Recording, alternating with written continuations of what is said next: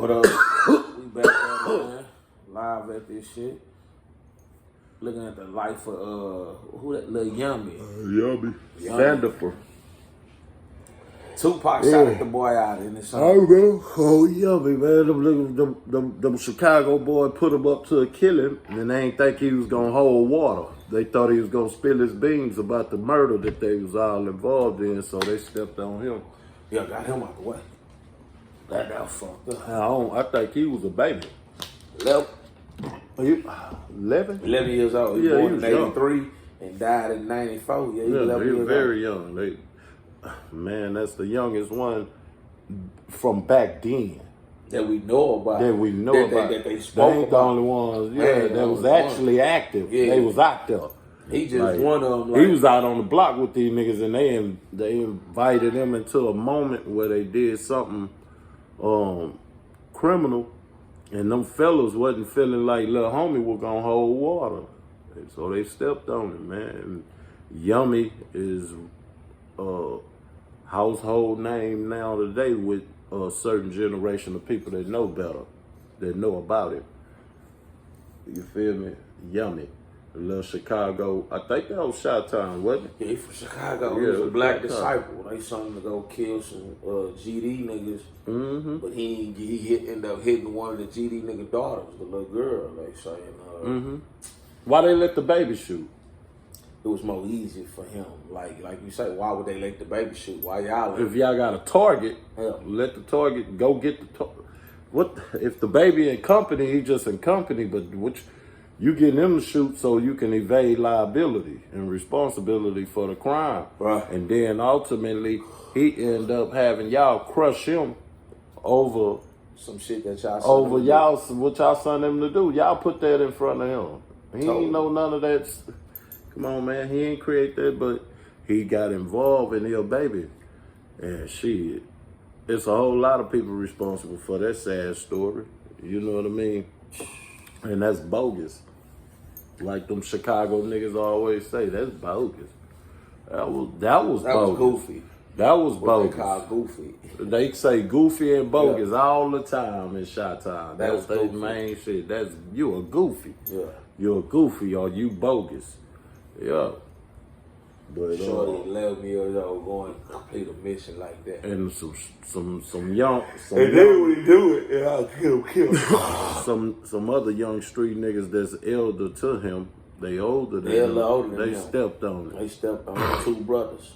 Man, that's gotta be some hellified shit to be in a city where that's something you gotta comprehend as a reality. If you think about it. Like, anybody that knew Yummy gotta accept that as a reality. 11-year-olds can get killed like that? Yeah. You know, yeah, a lot of These niggas out here mean they gonna carry you that way. And it was a hard lesson. There are hard lessons in life, homie. You know, they did the movie, I mean, not the movie, but that same year when this happened, I think like a year later they did New York Undercover, Lil Yummy and them, or he was based on like he seen someone told. I think the son of that detective, Malik Malik Yoba, his son had saw some shit. He was with the little nigga Yummy, and Yummy kept the strap. And he was trying to keep his mouth shut. He ain't want to snitch. Yeah. And his daddy had to convince, like, say, my nigga, like, we don't do that. Right. He like, I can't tell him my people, homie. He That's didn't my tell little him, nigga. but he took his gun. And Yeah. that's how the little nigga ended up kissing. They smoked him and Yeah. shit. But yeah, they did What was it called? New York Undercover. New York Undercover. And when Tupac got With killed, Malik they Yoba did and that one on Latino fella that was Eddie that was on the TV show. Rico Suave. That nigga made a video back in the days that went kind of it got kind of famous. That shit was hilarious, man. It wasn't nothing to revere.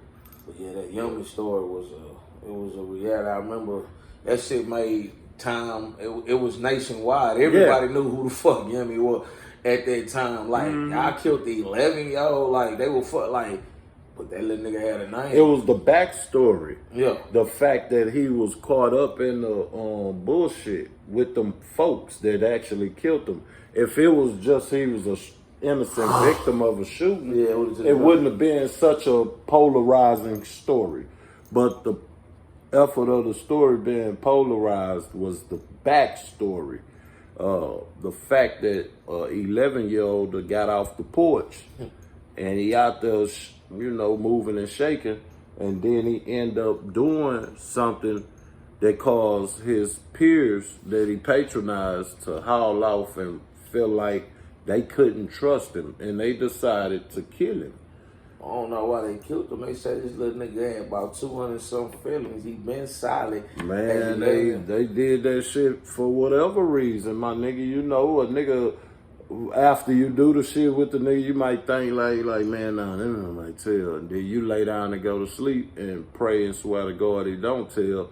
And when you wake up in the morning, something hit your spirit so heavy, and you be like, nah, me and James, we all right. So let me call James. James, say, man, I don't think Lil Yummy gonna keep his mouth shut. I don't even know the criminals' names. I'm just making it. Hey, James, say, man, we gotta step on that little nigga. Nah, Lil Yummy solid. James probably telling him, man, somebody woke up with it on their spirit that Lil Yummy wasn't gonna hold water. So whoever woke up with it on their spirit is the one that pushed the button for him getting crushed, man. A big head. An OG.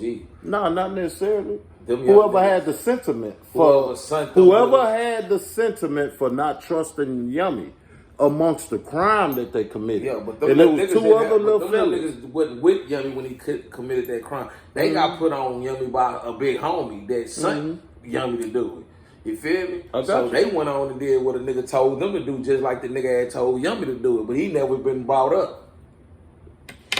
Roach shit. Yeah. Roach shit. But Guy Yummy, they said that's the only picture they ever had of the boy was this juvenile Ricky with the braids. Like they ain't had no photo. Back then photos was kind of hard to get people when they take photos. A lot of people ain't take photos. Yeah. A lot of people ain't fuck with their people. They got pictures. With his grandma. You got to go to their neighbors to find photo pictures. The man, listen, they did the what's name. They ain't had no pictures. That nigga grandma and them. She was fucked up. Like they say, this nigga like. A lot of people are not family orientated to where they want to take pictures. Yeah, they probably want. Yeah, they're not built that way. So you don't have a photo album on the side of the sofa when you come to your auntie. When you go to your old auntie house or your old granddad, it was about 4, 5, 6 different photo albums sitting over there with all them old motherfuckers you don't even know. And then you look through the rest of them and come up to your generation. Yeah. That don't happen no more. They allowing the Zuckerberg boy to manipulate that, and they putting all their pictures on Facebook. They not taking pictures with family no more and creating those documents. Yeah. Those last longer than whatever this internet shit that Zuckerberg got. Take that, it's over. Nigga, what you mean? What's up? Nigga, whenever electricity failed, whenever our dams stopped working, whenever them turbines and wind things stop working and electricity ain't what it is no more. When we stop having fossil fuels to generate power, what images are you going to observe? Unless they're cataloged amongst that type of scenario. With keeping record and photo, hard copies of photos instead of uploading, letting everything turn digital. I respect how them boys was telling us back in the days when we was on CDs and shit. That nigga RZA was he was exposing that shit like, I'm an analog nigga, fuck you digital niggas. Yeah. I'm an analog nigga. They got a song where they actually talking about analog versus digital. Analog versus digital. I'm a nigga that want to type my whole words. I want to write my words. I want to draw a picture. I want to paint a picture. I don't want to have this apparatus be responsible for cataloging my presence in this moment and in this lifetime, huh? I need it to be analog. I'm an analog nigga. Fuck digital. The name of his album, I believe it was called Bobby Digital. RZA from Wu-Tang Clan. Hold up, y'all. Yeah.